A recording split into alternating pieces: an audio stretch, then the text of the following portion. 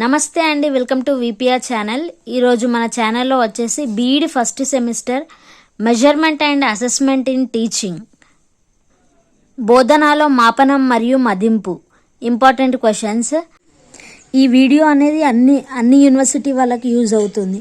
Osmania university వాళ్ళకి, Mahatma Gandhi university వాళ్ళకి, Palamuru university వాళ్ళకి, శాతవాహన యూనివర్సిటీ వాళ్ళకి, ఇంకా అదర్ యూనివర్సిటీస్ అన్నిటికీ యూజ్ అవుతుంది. ఒక కేయూ వాళ్ళు ఒకసారి చూసుకోండి, సిలబస్ ఇదే ఉందా లేదు. తెలుగు మీడియం వాళ్ళకి, ఇంగ్లీష్ మీడియం వాళ్ళకి ఇద్దరికి యూజ్ అవుతుంది. ఇక్కడ మనం ఫస్ట్ క్వశ్చన్ చూసుకున్నట్లయితే, explain the meaning and concept of test, measurement, assessment and evaluation. ఇక్కడ ఫస్ట్ మనము టెస్ట్ అంటే ఏంటిదో చూద్దాం. టెస్ట్ని తెలుగులో వచ్చేసి నికష అంటారు. మరి నికష అంటే ఏంటిది?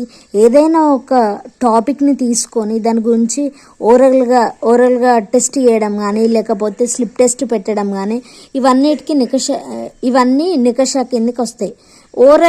ఓరల్గా తెలుసుకోవడం, లేకపోతే చిన్న చిన్న టాపిక్ని తీసుకొని టెస్ట్ పెట్టడం కానీ దాన్ని టెస్ట్ అంటారు.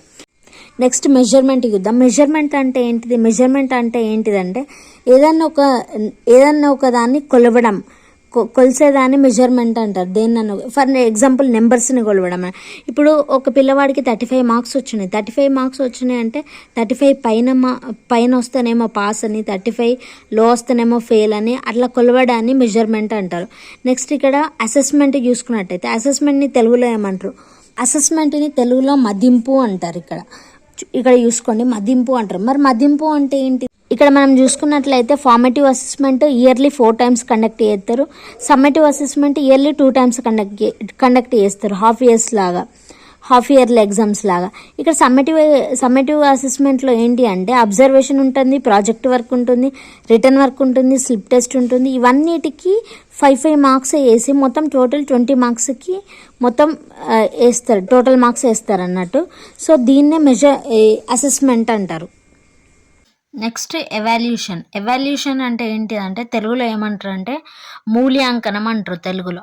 ఈ మూల్యాంకనం అంటే ఏంటి అంటే, ఇప్పుడు suppose formative assessment, summative assessment పెట్టినాం అనుకో, ఆ వచ్చే మార్కులని బేస్ చేసుకొని వాళ్ళని జడ్జి చేయడాన్ని దాన్ని ఎవాల్యుయేషన్ అని అంటారు. Second question, explain the strengths and weaknesses of portfolio. చిల్డ్రన్స్కి ఒక ఫైల్ క్రియేట్ చేయడం, అన్ని స్టూడెంట్స్కి సంబంధించినవి అన్నీ కలిపి ఒక ఫైల్లో పెట్టడం, లేకపోతే ఏదన్నా ఒకటి ఎక్సెల్లో షీట్ రెడీ చేసి అందులో పెట్టడం కానీ, లేకపోతే ఏదైనా ఒక డైరీ లాగా అన్నట్టు ఏం చేసినా కానీ అందులో పెట్టుకునేది. స్ట్రెంగ్త్స్ అండ్ వీక్నెసెస్ గురించి రాయాల్సి ఉంటుంది ఇక్కడ. What is CCE? సిసిఈ అంటే ఏంటిది? ఇది ఎప్పుడు ఇంప్లిమెంట్ అయిందో చూద్దాం. ఈ సిబిఎస్ఈ వాళ్ళు 2010లో ఏప్రిల్లో పెట్టారన్నట్టు. ఎందుకు పెట్టారంటే పిల్లల పైన ఒత్తిడి తగ్గించాలని, వాళ్ళకు బట్టి సిస్టమ్ అనేది ఉండద్దు, వాళ్ళకి సొంతంగా రాయాలి ఎగ్జామ్స్. ఇప్పుడు క్వశ్చన్స్ ఎట్లా ఇస్తున్నారంటే అన్నీ ఓన్గా ఇస్తున్నారు. నెక్స్ట్ ఫోర్త్ క్వశ్చన్ చూసుకున్నట్లయితే, discuss the functions of grading and reporting systems.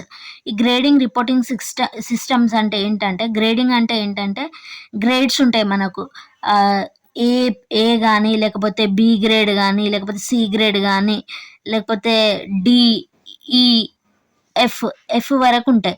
So ఇప్పుడు మనకు 10th క్లాస్లో చూసుకున్నట్లయితే ఇప్పుడు ఎవ్వరికి ఇవ్వట్లేదు, మార్క్స్ అనేది ఎవరికి ఇవ్వట్లేదు.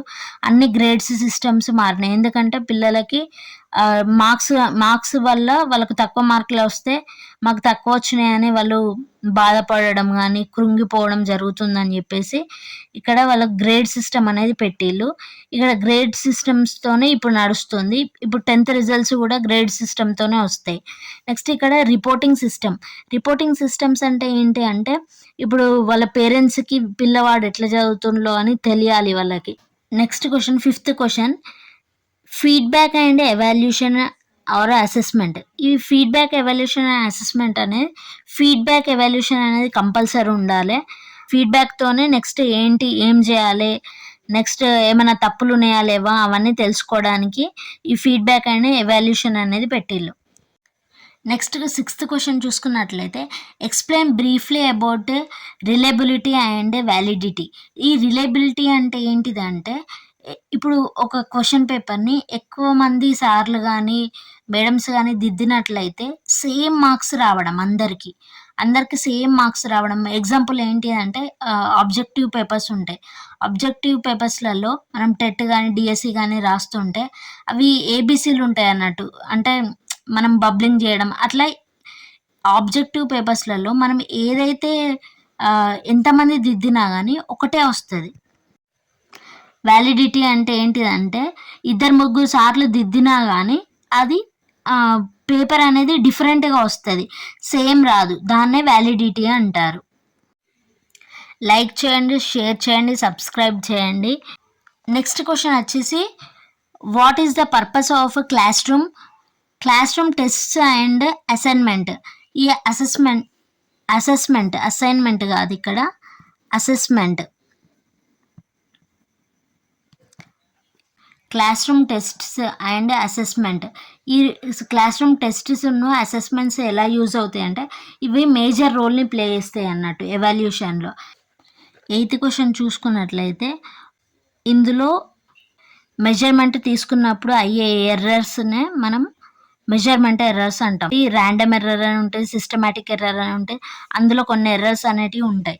నెక్స్ట్ క్వశ్చన్ చూసుకున్నట్లయితే 9th what is a item and explain about the different types of items. ఈ ఐటమ్స్ టెస్ట్ ఐటమ్స్ అంటే ఏంటిదో చూద్దాం. టెస్ట్ ఐటమ్స్ ఏంటి అంటే ఆబ్జెక్టివ్ ఐటమ్స్ ఉంటాయి. ఆబ్జెక్టివ్ ఐటమ్స్ అంటే ఇప్పుడు మనకు మల్టిపుల్ క్వశ్చన్స్ కానీ లేకపోతే ట్రూ ఆర్ ఫాల్స్ క్వశ్చన్స్ కానీ మిస్సింగ్ లెటర్స్ క్వశ్చన్స్ కానీ ఇవన్నిటిని మనం ఇవన్నిటిని మనకు దేని కిందకి వస్తాయి అంటే టెస్ట్ ఐటమ్స్ కిందకి వస్తాయి.